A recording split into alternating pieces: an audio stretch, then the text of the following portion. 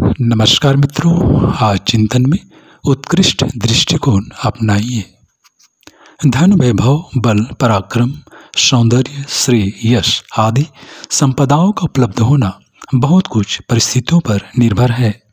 अनुकूलता रहने पर सफलताएं मिलती हैं, किंतु यदि प्रतिकूलताएं आड़े अड़ जाएं, व्यवधान खड़े हो जाएं, सहयोग के स्थान पर विरोध का सामना करना पड़े, तो यह भी हो सकता है कि सही निर्णय करने वाले और सही मार्ग पर चलने वाले को भी असफलता मिले। बहुत से महामानव लौकिक दृष्टि से असफल भी हुए हैं, कष्ट सहते और प्राण गंवाते रहे हैं। कृष्ण को बहले के बाण ने परलोक पहुंचाया। कितने ही देशभक्त फांसी पर चढ़े, कितने ही महामानवों को विरोधियों के हाथों प्राण गंवाने पड़े। ईशा, सुकरात, John of arc, Mazzini, Bhagat Singh आदि को आदर्शवादी होने का पुरस्कार जीवन ऊंचा बैठने के रूप में हाथ लगा। गांधी, मार्टिन लूथर जैसों को अकारण ही मृत्यु के मुख में जाना पड़ा। इतिहास में ऐसी अन्यान्य घटनाएं भी हैं जिनमें अभिष्ट सफलताओं के निकट पहुंचते पहुंचते स्थिति उलट गई और पराक्रम निष्फल हो गए। किंतु दृष्टिकोण के संबंध में यह बात लागू नहीं होती। वह स्वनिर्मित होता है, इसलिए उसे बदलना और किसी के हाथ में नहीं होता। उसे स्वयं ही सृजा जाता है और कोई चाहे तो उसे स्वयं ही अस्त व्यस्त नष्ट भ्रष्ट कर भी सकता है। इसमें मनुष्य की धारणा, मान्यता, भावना और विचारना ही सब कुछ होती है। यदि दृष्टिकोण में आदर्शवादिता का समावेश हो तो दृष्टिकोण उच्च स्तरीय बन सकता है। उसमें कच्चापन तभी तक रहता है जब तक बात सोचने, विचारने, कल्पना करते रहने तक सीमित रहती है, पर जब उसे व्यवहार में उतारना आरंभ कर दिया जाता है तो विचारना और क्रियाशीलता का सम्मिलित स्वभाव बन जाता है। यदि उसे लगातार व्यवहारित होने दिया जाए, विक्षोभों को आड़े न आने दिया जाए, डगमगाने वाले अनचित्त चिंतनों से जूझते रहा जाए, तो स्थिति ऐसी बन जाती है कि उसमें परिपूर्ण दृश्यता समाविष्ट रहे और उसे विचलित कर सकना किसी भी प्रतिकूलता के लिए संभव न रहे। दृष्टिकोण उत्कृष्ट हो या निकृष्ट, अपना निजी संसार उसी प्रकार बनाकर खड़ा कर लेता है। आंखों पर जिस रंग का चश्मा पहना जाए, समूचे दृष्टि क्षेत्र को उसी रंग में रंगा हुआ देखा जाता है। दृष्टिकोण के अनुरूप ही अपनी दुनिया का ढांचा खड़ा होता है और उसमें क्रिया का संयोग होते रहने से निर्धारणों को विकसित होने का अवसर इसी प्रकार मिलता रहता है, जैसे बोई हुई फसल में खाद पानी लगाते रहने से।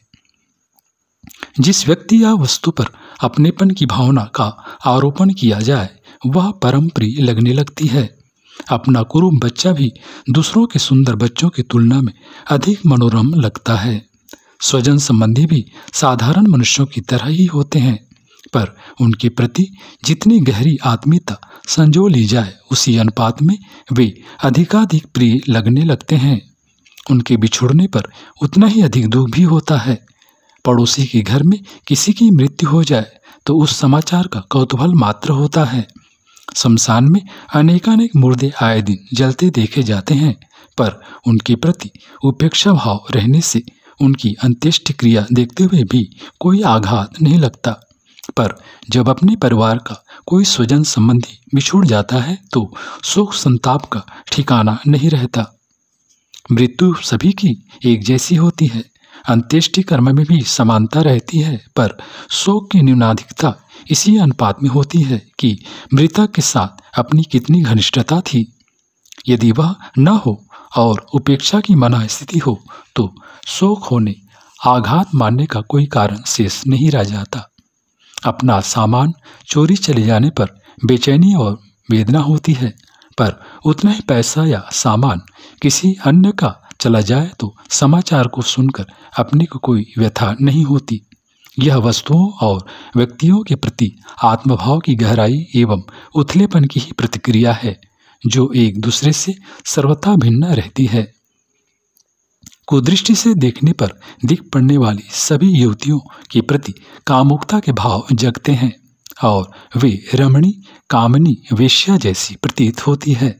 उनके प्रति अनैतिक व्यवहार करने को जी मचलता है, भले ही अवसर के अभाव में प्रत्यक्षता वैसा करते न बन पड़े। इसके विपरीत यदि दृष्टि पवित्र रहे तो सभी युवतियों भगनी, पुत्री जैसी पवित्र दिखती हैं। सरस्वती, लक्ष्मी, दुर्गा जैसी देवियों की प्रतिमाएं युवतियां जैसी होती हैं। वे मातृवत देवी स्तर की लगती हैं। पर वैसे ही चित्र यदि किसी नारी नर्तकी के हों तो उन्हें देखकर कुविचार मन में उठते हैं। यह दृष्टिकोण के परिवर्तन का ही प्रभाव है। झाड़ी में भूत दिख पड़ना या पाषाण प्रतिभा में देवता के दर्शन होना वस्तुतः दृष्टा का मनोदशा पर ही निर्भर है। जीवन के स्वरूप का निर्धारण दृष्टिकोण के अनुरूप ही होता है। एक व्यक्ति विलासी, लालची, निष्ठुर, संकीर्ण, स्वार्थी स्तर का हो सकता है, दुर्व्यसनों, दुष्प्रवृत्तियों में जुटा रह सकता है। पर दूसरा व्यक्ति जिसने जीवन को ईश्वर की परम मित्र धरोहर माना है, उसे हर समय अपने व्यक्तित्व को परम पवित्र बनाने की आकांक्षा रहती है। पुण्य परमार्थ की योजना बनाने में ही कल्पना एवं आकांक्षा नियोजित रहती है। बुद्धि भी उसी दिशा में काम करती है और शरीर की गतिविधियां भी उसी प्रकार के क्रियाकलापों में संलग्न रहती हैं। निकृष्टता अपनाना या उत्कृष्टता के मार्ग पर चल पड़ना एक दूसरे से सर्वथा भिन्न है। यह भिन्नता दृष्टिकोण की भिन्नता से ही उपजती है। उथली कल्पनाएं पानी के बबूले की तरह उठती और बैठती रहती हैं। उनमें स्थायित्व नहीं होता, किंतु उन्हें यदि निरंतर अपनाए रखा जाए, गंभीरतापूर्वक विचार करता रहा जाए, तो उनमें परिपक्वता आती है और स्थिति सुदृढ़ बन जाती है। दृष्टिकोण में अनुभव भी होता है और अभ्यास भी। उसके पीछे चिंतन भी काम करता है और मनन भी। इन सब के समन्वय से उद्देश्य लक्ष्य की एक दिशाधारा विनिर्मित होती है।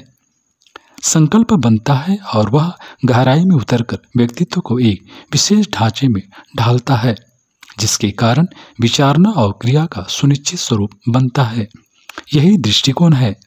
उसमें इतना बल होता है कि सैद्धांतिक निश्चय और व्यवहारिक क्रियाकलाप में सुनिश्चित रूप से एकीकरण हो जाता है। यह एकात्मता ही व्यक्तित्व है। वह वैसा ही जैसा ही कुछ बन जाता है, एक प्रकार से सुनिश्चित बनकर रहता है, आसानी से बदलता नहीं। इतना ही नहीं, उसके अनुरूप व्यवहार भी बन पड़ने लगता है। भले और बुरे व्यक्ति इसी आधार पर राह पकड़ते और उसे अपनाकर निरंतर चलते रहते हैं। यह चलना ऐसा होता है जो अभीष्ट गंतव्य तक पहुंचे बिना रुकता नहीं। मित्रों, तर्क, तथ्य, प्रमाण, उदाहरण के आधार पर मंतव्य बनता है। विचारों को विश्वास के रूप में परिणत होने का अवसर मिलता है, किंतु जब इसे संकल्प का रूप अपनाने की स्थिति तक पहुंच सकना बन पड़ता है तो उसे दृष्टिकोण की परिपक्वता कहते हैं। इसी आधार पर मनुष्य का भविष्य बनता है और उसका मूल्यांकन होता है। आज की परिस्थितियों में इसी चिंतन को अपनाना ही अभीष्ट है।